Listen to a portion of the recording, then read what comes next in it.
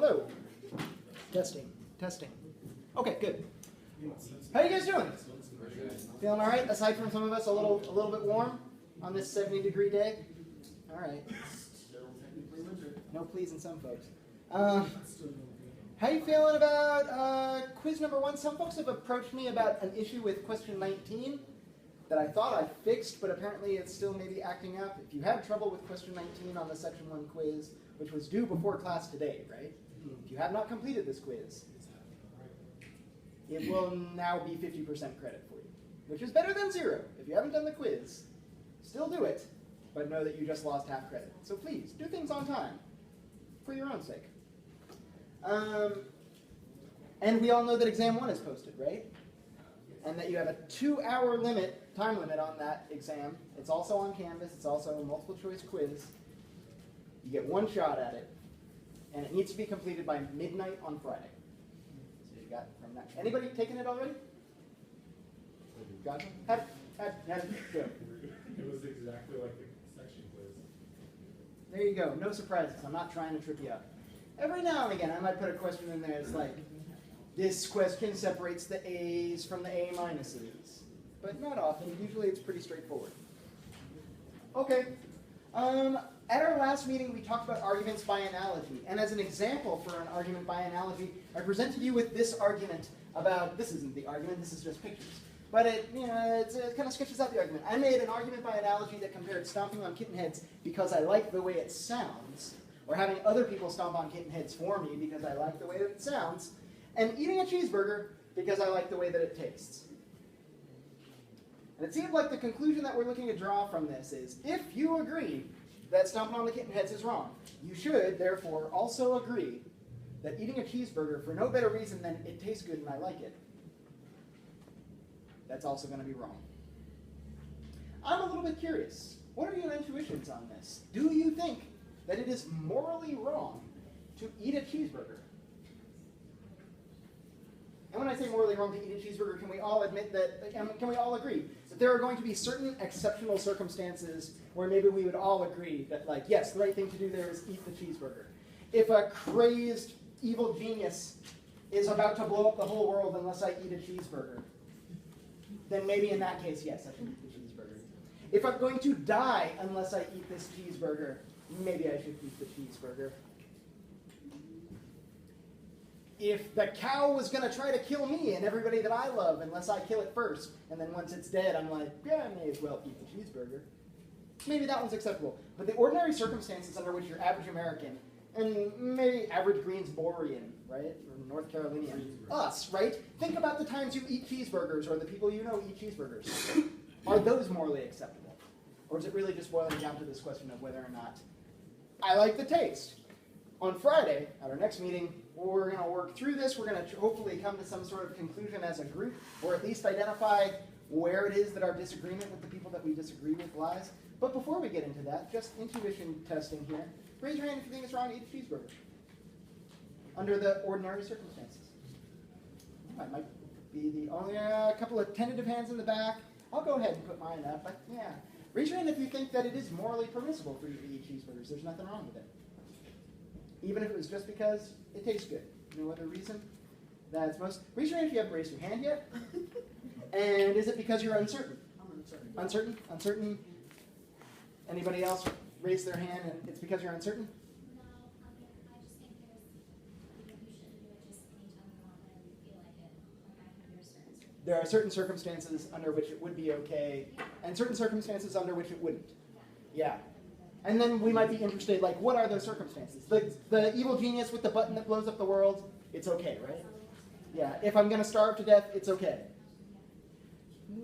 Can you think of something that you suspect that, like, those who would be inclined to think it's wrong to eat a cheeseburger might disagree with you, but you would say, like, in this case, it's still okay? What would be one of the more controversial sorts of cases that you have in mind where you think it would be okay? Where it would be okay. Like if somebody was like, I really like it.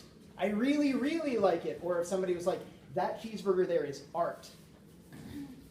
you'll have like a mind-blowing, completely revelatory, you'll see God when you eat that cheeseburger. That might be a case where I'd be like, that's a hell of a cheeseburger, like I hope it delivers, maybe it's worth going for it. Yeah. Maybe like if you could either eat a cheeseburger or like something that you absolutely like makes you want to throw up when you eat it. You have to eat something, and your options are what, like liver and onions, or like Vegemite sandwich, and a cheeseburger. And you're just like, those are so bad, I might not be able to keep them down. Cheeseburger. All right. What about when, if you don't eat it, it just goes to waste? That might be something Like, it's too, already yeah. dead, so Yeah. you might as well eat it. Although let's also probably acknowledge that when you order it at a restaurant, that's not really quite how it works. You've just created more demand. Touche, but it's already Yeah. dead. That one's already dead, but when you take it off the shelf, now they replace it. They're making business decisions on the basis of how many cheeseburgers they're selling today, right? So yeah, maybe that cow can't be saved, but the next one, its life is possibly on the line when you order the cheeseburger, for sure. Yeah, so that's a little bit more complicated. That might be enough to break down the argument by analogy. Of those people, keep your hands up again. Just be proud of it. I say, why not? Raise your hands up again if you think that it is okay to eat a cheeseburger. And keep your hands up if you think that it's wrong to stomp the kittens just because I like the way that it sounds. So those of you who still have your hands up, it's because you think the analogy's busted, right? Hands up if you think they're both okay. 3, 4, yeah, real high so that the rest of us can see you and avoid you. All right, you think they're both okay? In which case, maybe you think the analogy is just fine, but the starting intuition that that one's wrong is messed up? Okay. So one of the ways in which we can analyze this argument that I made on Monday is as an argument by analogy, and it certainly is an argument by analogy. We can break it down this way. It's also a slightly different kind, like they can intersect. There's a single argument can be many different kinds of arguments at the same time. It can be an argument by analogy, and in this case, it's also a moral argument. And this is what we're going to talk about today. All of the ways in which moral arguments can maybe get a little bit confusing. I'm going to try to identify some places where there are, pitfalls in trying to have a conversation about a moral argument, and hopefully get us to the point where we have some shared intuitions or some shared concepts. We might not all agree about how to approach a moral problem, but maybe we can agree that there's a certain range of ways of approaching it that are going to be productive and helpful and acceptable in a public conversation about how it is that people ought to act. Because that's all really that a moral argument is. A moral argument is an attempt to give justificatory reasons. It's an argument, after all, right? So we're given premises that give reasons that support a conclusion, and that conclusion makes a moral claim. That's all that a moral argument does. It's an argument where premises are given as justification for some sort of moral claim. And all we mean by a moral claim is one of these two options here. We're either talking about an evaluative statement, or sometimes we might be talking about a prescriptive statement. And just to get a handle on what these sorts of statements, aka propositions, are, we want to kind of contrast them with another kind of statement, one that we might be more comfortable with or more accustomed to. These are called descriptive statements. Have we talked about this in this class before? I seem to remember it coming up. The difference between description and prescription? No? Maybe I feel like we said something about should. About should, yeah, all right. So this is, prescriptive statements are all about should and ought. They talk about how the world ought to be, or how people should act, right? How they ought to act. And how they ought not act, right? How the world should not be. Descriptive statements tell how the world is. Is the difference between those two things fairly clear? On the one hand, we might talk about the way the world is. On the other hand, we might talk about the way the world ought to be. Can we at least all agree that, sadly, the way that the world is and the way that it ought to be aren't exactly the same thing? Sometimes people do things that they ought not. Sometimes things that ought not happen still do happen. There's work to be done yet on the world. Another thing that's probably worth trying to keep in mind here is these descriptive statements that tell how the world is. And maybe sometimes we might kind of slide around in time as well. We can describe how things were in the past. We can even predictively describe how we think they're going to be in the future, but it's all making roughly the same sort of claim. Talking about how the world is, how it was, or how it will be. I can gather evidence for a descriptive claim, for a claim about how the world is, just by going out into the world and looking at it, right? I can go gather evidence about how the world is, bring it back, and then make a claim about how the world is. Can I go out into the world and collect evidence from observation in order to determine how the world ought to be? That one seems a little bit more confusing, right? I can study the way the world is, was, and will be till the cows come home, and it's not necessarily going to shed much light on how things ought to be, because they are very different claims. Instead of thinking of moral claims as prescriptions, we might also be tempted to think of them as evaluations, which would be kind of like a special form of description. And the way that we would be describing these things is as good or bad, or right or wrong. The same way that I would talk about this bottle is green, which seems to be a description of the bottle, right? It's a descriptive claim about the bottle. This bottle is green and it's on the table. I could also say, and it's wrong, and it's bad. I could say that sort of thing. Now that's a confusing one because it's not really clear that the bottle is bad or wrong or anything like that, but I could be, when I'm talking about it being wrong to murder somebody, it seems as if I'm making a particular kind of description. I'm predicating about murder in a certain way. The same sort of way that I might say that it's tall or it's blue. In this case, I'm saying that it's wrong. It's the sort of thing that one ought not do. And we can see that there's a little bit of ambiguity in whether we want to think of moral claims as prescriptions. I can shuttle back and forth, right, between thinking of them as prescriptions or as evaluative statements. I can also, and some of you might have already recognized this, I sometimes might rhetorically slide into the territory of non-propositions even. I might make a command. I might say, don't murder me, which is not a proposition. It doesn't have a truth value, when what I really mean is you should not murder me. Or it would be wrong to murder me, right? But we get the sense of what's going on here, right? Hopefully, that these are one sort of groups of claims or statements that we can make. And this is another sort of statement. And when we're talking about moral arguments, we're concerned with these kinds, either prescriptive or evaluative propositions, as the conclusion that's being supported by the argument in question. Next slide. There are three possible positions that you can take on a moral claim, not including the refusal to not take a position, right? You can always say, like some of us did on this kitten and cheeseburger problem, you might say, like, I don't know. I'm withholding any kind of judgment about this at all. If you do make a judgment, you have these three options. One is to say that something is morally obligatory. And to say that something is morally obligatory is to say it must be done. You're doing the right thing if you do it, and if you fail to do it, you've done something wrong. For example, and I'm not necessarily committing to this as like something that everybody would agree about, but my sense is that it's not particularly controversial. If I walk by a small fountain on campus, and there's a little child face down in the fountain, kind of weakly struggling with like bubbles coming up, and the bubbles are getting less and less frequent as I'm watching, it seems like I might have a moral obligation to pull the kid out. Such that if I was just like, I'm late for class and walked on by, I've done something wrong. Does that seem a plausible claim at least?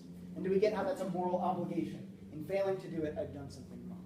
We also have things that are known as moral prohibitions. A moral prohibition is something that we would say, it is wrong to do it, and if you do it, you've done something wrong.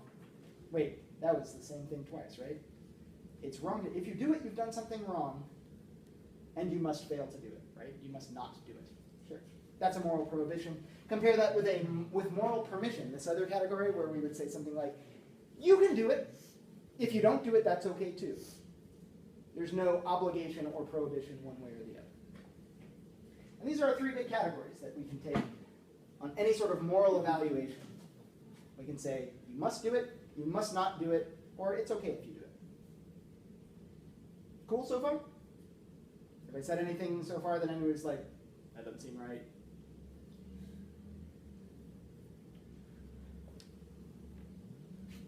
In order to draw some kind of moral conclusion, in order to make an argument that justifies a moral claim, I have to have at least one moral premise as well.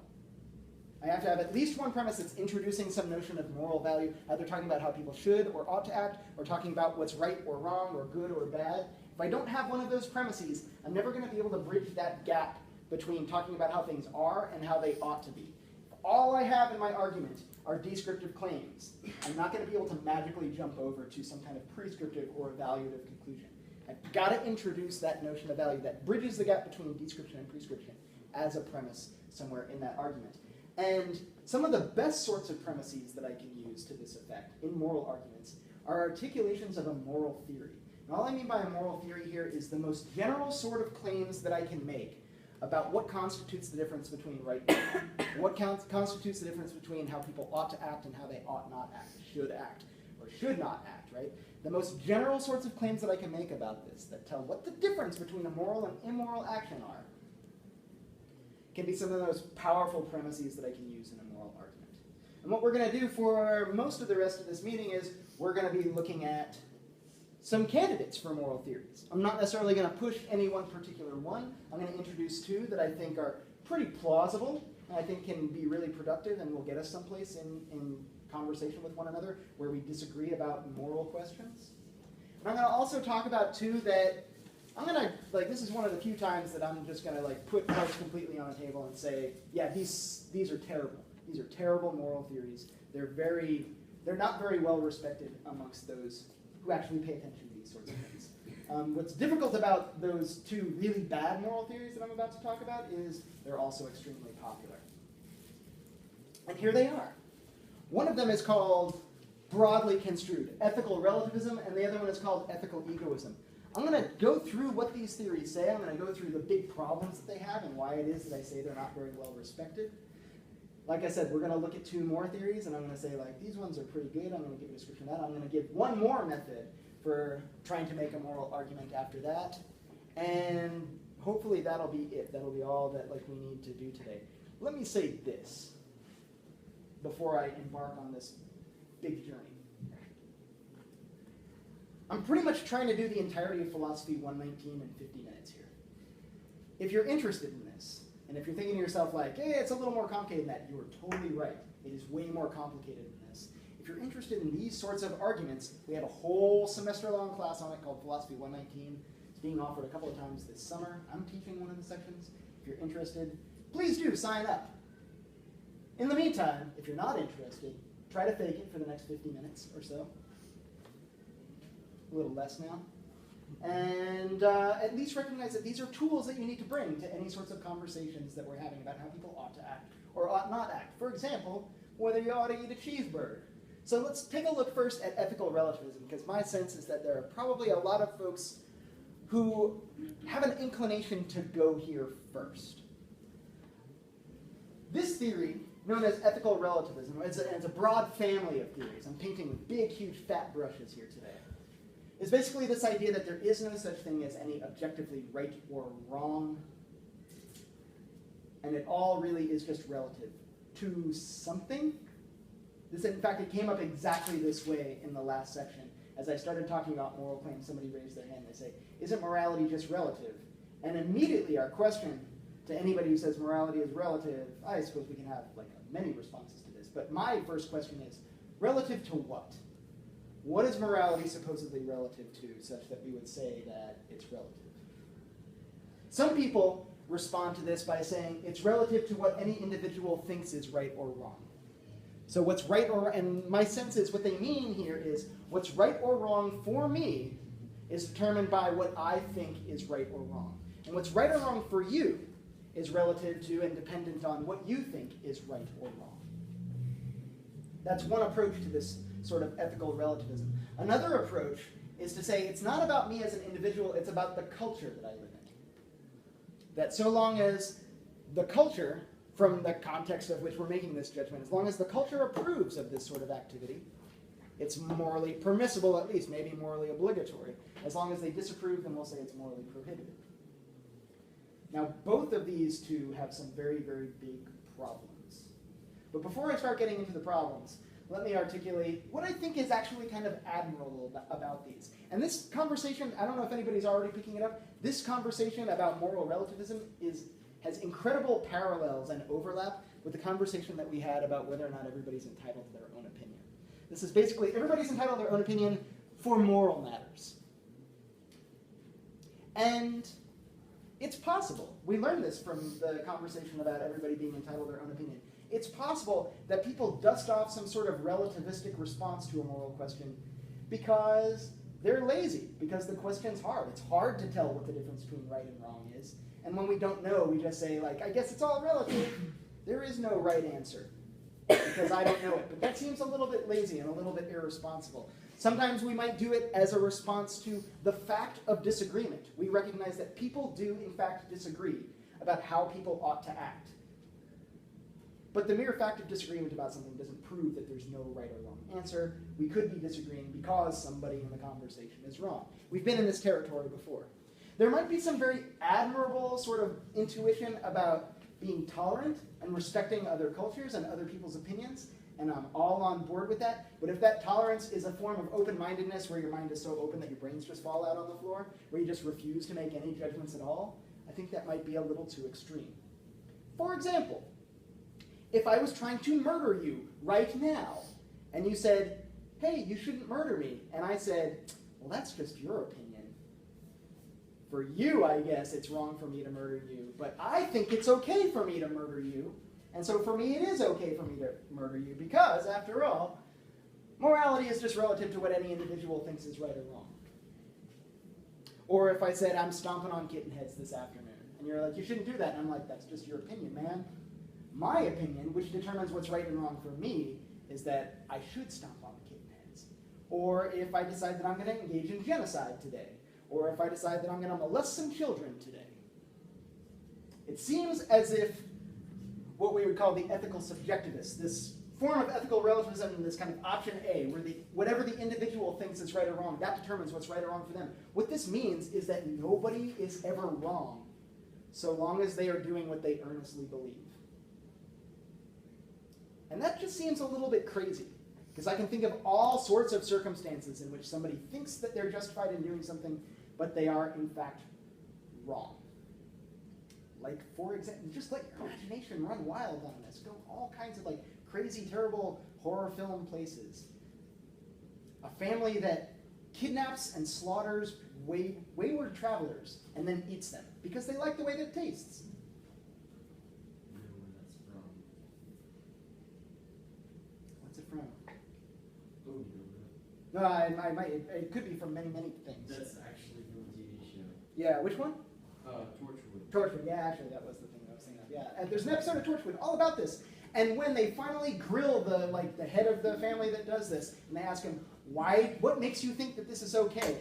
His response is, do you remember what the response to Glenn is? It makes me happy. Because it makes me happy.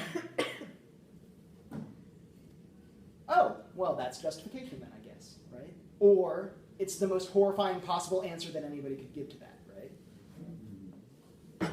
We might say, you shouldn't find that happy. Or if we want to go this cultural route and say, like, it's not about individuals, it's about culture, then we can recognize that there are cultures that engage in all kinds of banana practices. Nazis are usually a very handy example to trot out right about now. They thought it was good, what they were doing. Therefore, it was good for them. And there's this distinction. This is this distinction that we made when we were talking about everybody having a right to their own opinion. There's a distinction between how the world seems to us, or how things seem to us, and how they actually are for us. It seems to some people throughout history, it has seemed to some people throughout history, maybe even some folks now, that the earth is flat.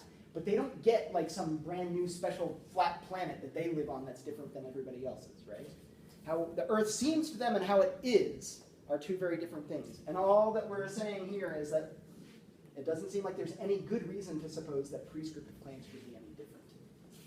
Unless you are comfortable with accepting, I don't know, genocidal tendencies, with accepting like all of like the worst possible things that we can imagine as morally acceptable under certain circumstances. And the circumstances are pretty unsophisticated too. It's like, I thought I should do that. Or my culture, this is just like how we do. Unless you're prepared to accept those, it seems like you're not really all that interested in some form of ethical relativism. That maybe we just kind of fall back on it when we get confused, when we get a little despondent about the possibility of answering a moral problem. We go, there is no answer. Everybody gets to do whatever they feel like. Are we all relatively on board that this is not a decent stopping place? Like if we were like, and here's a moral theory, and we're like, that's good enough, I'll take that one. Shall we hold out for something a little bit better? Here's one that's a little bit better, but it still sucks. This one's known as ethical egoism. Not only is it not very well respected amongst folks who talk about and think about these sorts of problems, but it is also incredibly popular. And this one, I'm not sure if there are like some really admirable moral intuitions that lead to it the same way that relativism works. An ethical egoist says that what is right or wrong, or what determines the difference between what's right and wrong, is whether or not this action will have beneficial consequences for me. Just me. Nobody else. Any action that produces beneficial consequences for me is going to be good. Any action that produces harmful consequences to me is going to be bad. I want to do those things that maximize benefits for me and avoid those things that maximize any kind of harm for me. I want to minimize the harm for myself. And if anybody's thinking to themselves, that sounds like a little bit of a selfish moral theory, you're right. It is. And the ethical egoist would freely admit this is a very selfish theory. They'll just kind of come back at you and say, like, what's wrong with selfishness? Like, why is that a bad thing? Whoever said that selfishness was not the way that people ought to act? And we might think to ourselves, lots of people in my life have said that selfishness is not the way that I ought to act, but maybe they're wrong. Maybe I should open my mind up to this possibility. Again, the counter-arguments are really, really easy. All we got to do is trot out some kind of scenario where the ethical egoist is going to say, that's how you ought to act, and where we think to ourselves, like, no, that's a terrible way to act. For example, let's say somebody offers me a bounty of $5 to assassinate you. And I'm really good at being an assassin. And I'm pretty sure, I have like very high confidence that I won't get caught or punished for this. And in case anybody's sitting there thinking to themselves like, yeah, but you feel terrible afterwards, I scored very high on like sociopathy tests. I was raised to not care about anybody else, to only care about myself. So I'm not even going to feel bad about it afterwards. The ethical egoist will say, yeah, take the $5, right? You got to take the $5. To not take the $5 deprives you of $5. The beneficial option here for me is clear. Take the $5 and kill them. Unless perhaps it's more trouble than $5 is worth for me, in which case we just find my number. Maybe it's $12. That's how difficult it is, and that's how much money it would be. As long as it covers whatever kind of annoyance your assassination would constitute for me, that's the right option. Does that sound about right? Does that sound like, yeah, that's how morality works? Or are you thinking to yourself like, that is terrible, and if I had a next door neighbor who thought like this, I would seriously consider moving. Short end of that. Could be. Now, I can pay you that plus one to not do it. To not do it? Well, in that case, I take the $6, right? Yeah, and then this becomes a contest about who's got more money. Yeah. And that's going to be what's most beneficial to me. Let's hope you got more money than the people that want you dead. I'm not convinced that that's a very good way of determining who's right and wrong either. Whoever's got the most money, that's a very thinly veiled version of might makes right. So, that one's not very impressive either. Can we all agree with this? And I don't want to give a straw-manned version of this. Let's give like the most sophisticated and I think, charitable reading of what ethical egoism could be. Maybe we also need to point out that just because something seems beneficial to me at first glance, it might not actually really be beneficial to me. And maybe the difference between like acting in ways that we kind of generally have intuitions are moral, maybe that's not all that different from being an ethical egoist. For example, if I'm thinking about this like, assassinate that guy for $5, and I consider to myself like, but if that person's an EMT, and I have like a heart attack next week, and he's dead, and so he can't save my life, I just killed myself for $5. That's a terrible deal. As soon as I recognize that like other people's lives do have impacts on mine, and sometimes those are a little bit hidden, those are a little bit difficult to kind of sort out, suddenly from a kind of a sophisticated ethical egoism, I might recognize that it is in fact in my best interest to look out for other people. Because who wants to live in a city where they're surrounded by assholes who don't have their shit together? Am I right? You're never going to thrive. You're never going to be at your best when everybody else sucks who's around you. I might actually have an interest in my next door neighbor kicking his heroin addiction, because if he doesn't, he might steal my car stereo again. It's ultimately out of some sort of selfish concern, but I recognize that the best way to look out for my own interests is to look after other people around me from time to time.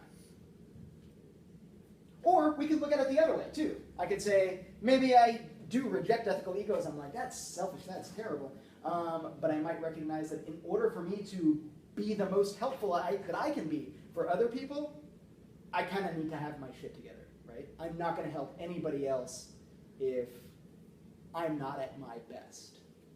So maybe I do have a responsibility to benefit myself, and the reason for that responsibility is so that I can be more helpful and more beneficial to other people as well. The lines get maybe a little bit blurry sometimes, and sometimes we might be able to convince ourselves that there is no difference between doing what's best for everybody else and doing what's best for ourselves. But then some kind of scenario like this, where I'm offered $5 to assassinate you and get away with it scot-free, that pops up and we recognize it. Like, they're not exactly the same thing. These are very different sorts of moral intuitions. And it seems like a lot of times it hinges on this question of, do you recognize that other people are also people? Do you recognize that you're not the only human being with interests in the universe? If you have a will of your own, you have interests and desires, you experience pleasure, you experience pain, but so does everybody else. This is why maybe very small children, we have to kind of make arguments against ethical egoism to them because they don't get it yet. They don't get that other people are people. But hopefully, at a very young age, we have this revelation, right? It's a big one. That's a big day, the first time you realize that you're not the center of the universe. Sometimes people get to a pretty old age before they have that realization. Do we all know some like adults who seem to think and act like this? Is it okay? No. No? All right. Yeah. So two shitty theories. Here are two that I think are much better and certainly way more respected in the way that we tend to publicly talk about moral issues. The first one is a theory called utilitarianism. It came around in the 1800s. Big figures involved are Jeremy Bentham and John Stuart Mill. That's them right there. And the other one is a much more difficult theory. We'll give it kind of like a gloss of it, called Deontology. Sometimes this is referred to as Kantianism because the fellow who worked it out was named Immanuel Kant. So these two theories are pretty good. There are criticisms to be made of them. They don't necessarily agree with one another all the time, but they kind of constitute big, commonly accepted ways of approaching a moral issue. Amen.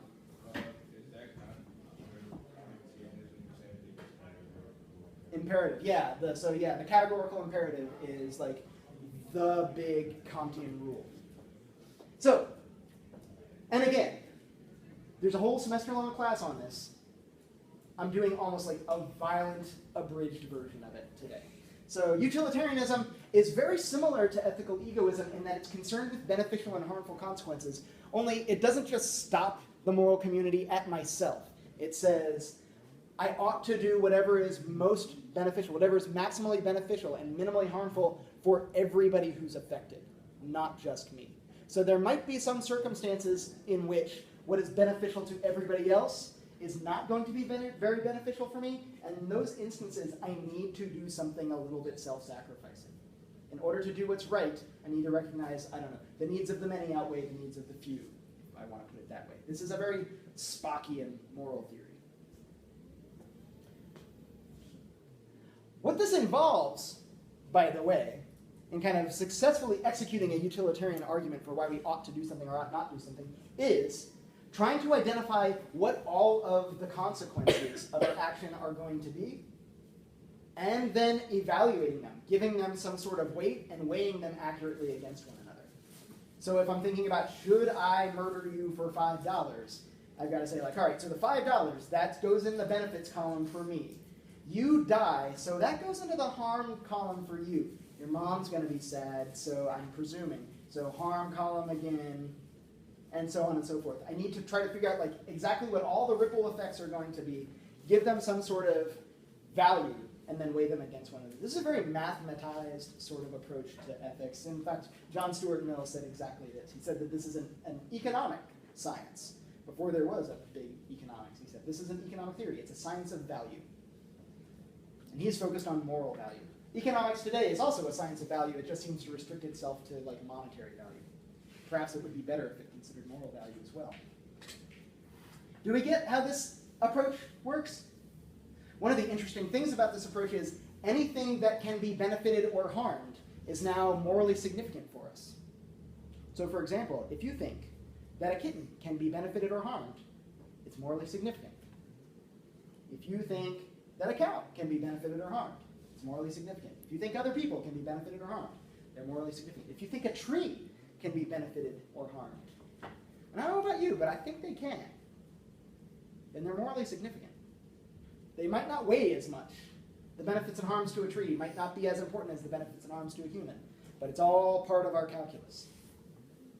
Get how this approach works? Any questions about it? All right.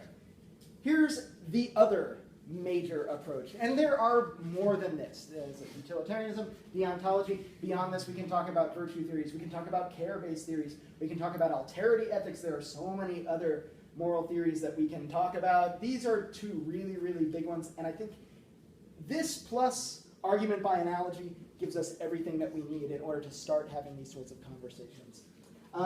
This deontological theory concerns moral rules that we seem to think have a universal application. Moral rules that ought never be broken under any circumstances, no matter what the consequences of breaking that rule might be.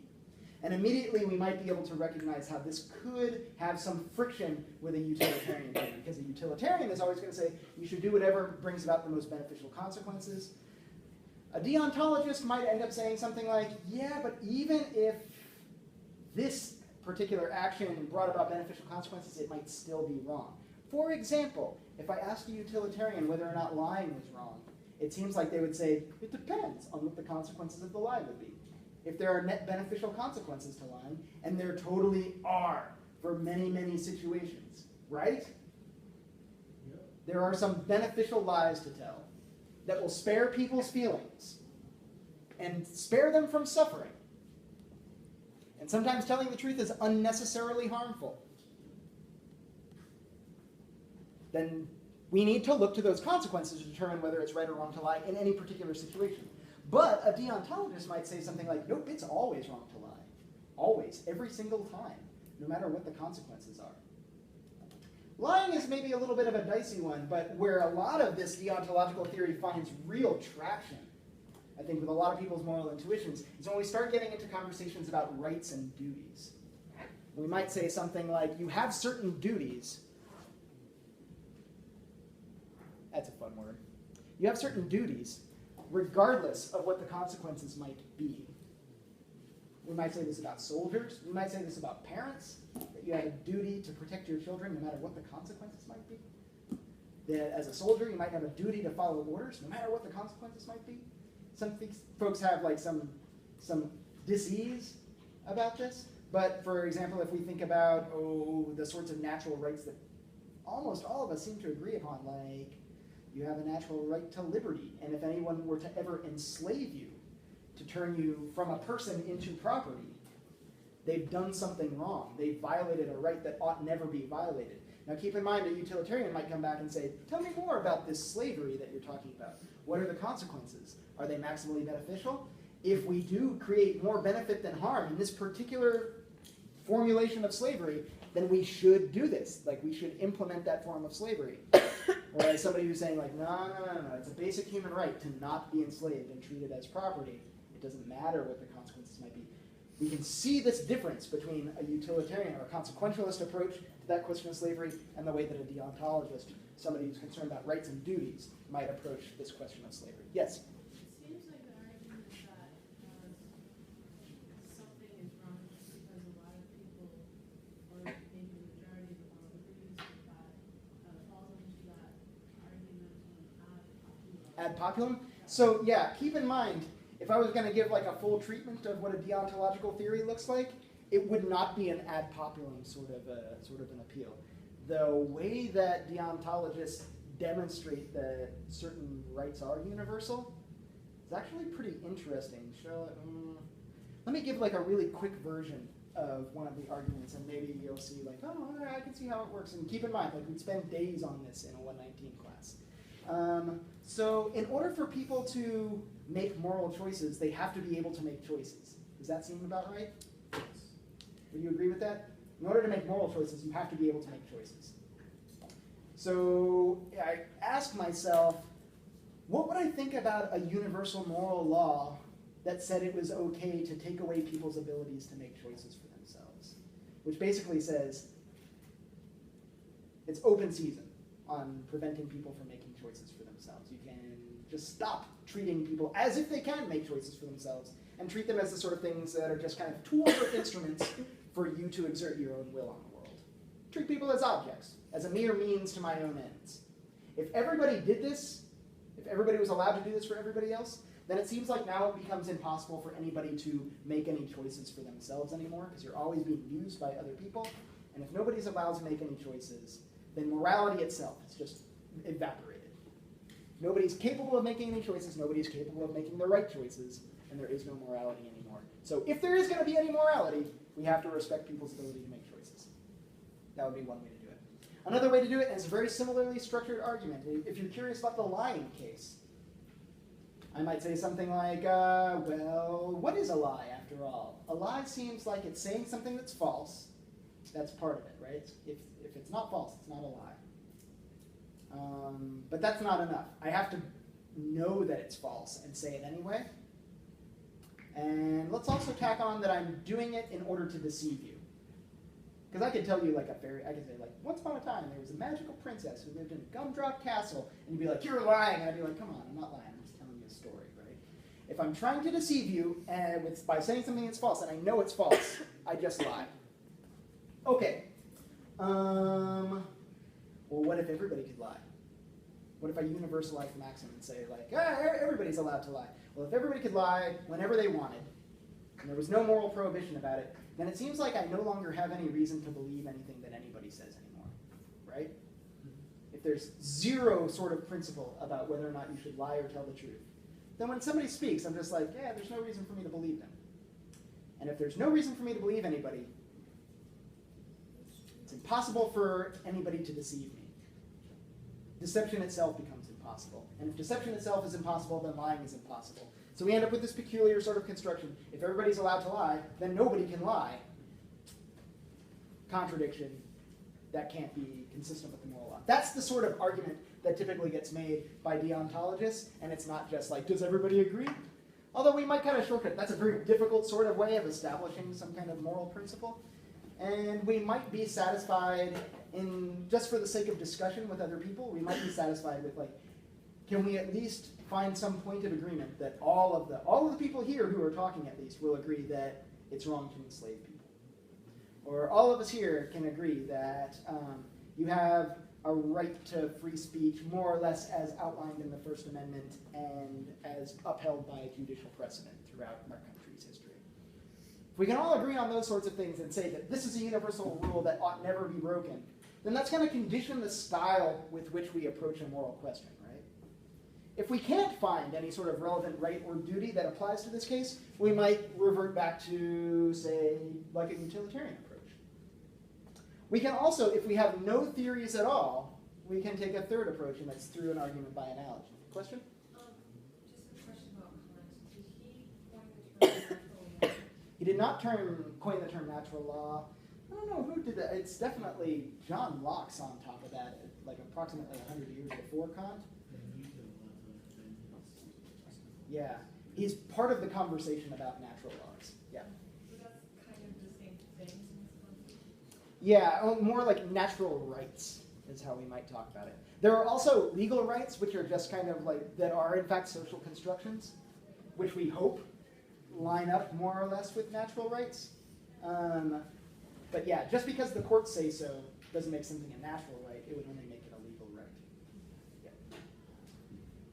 Although you could come at, like you could make an argument in court that says like there is no legal right for this, but it is a natural right, and hope that you can convince the jury or the judge. Certainly possible. All right. Those two approaches, way more productive than the first two. And we also have this one. If we have no moral theory, like if we can't tell whether a utilitarian or a deontological approach ought to work better here. And let me also note that a lot of the time, those two theories agree with one another. They end up making the same sorts of judgments. And in those cases, it doesn't really matter which one is the more correct one. But where they disagree, or we're not sure what we believe, or when we're not sure what our interlocutors believe, or if I feel like I lean towards utilitarianism, and the person that I'm discussing this with leans more towards deontology on this question, and we just can't seem to agree on a starting place, some kind of moral theory that's going to constitute a big premise that we can move forward from, we can just argue by analogy, the way that we did with the kitten and cheeseburger case. In cases where I don't have a clear sense of the moral theory that I want to proceed from, I can always just start with an uncontroversial case, or a set of uncontroversial cases, and say, can we all agree? Can we find a set of cases where all of our intuitions line up about how people ought to act? And possibly get those cases to be similar enough to the one that we're asking questions about that we can start making arguments by analogy, or challenging arguments by analogy. We've already seen that one on display. This also gets fairly close to, if anybody has any familiarity with more moral theories beyond the ones that I've talked about. A virtue theory works more or less this way. See if Aristotle's Nicomachean Ethics on that. Yeah, and there's another slide, but I'm more interested in getting our sense about this worksheet in the last, 60 seconds of this class? So,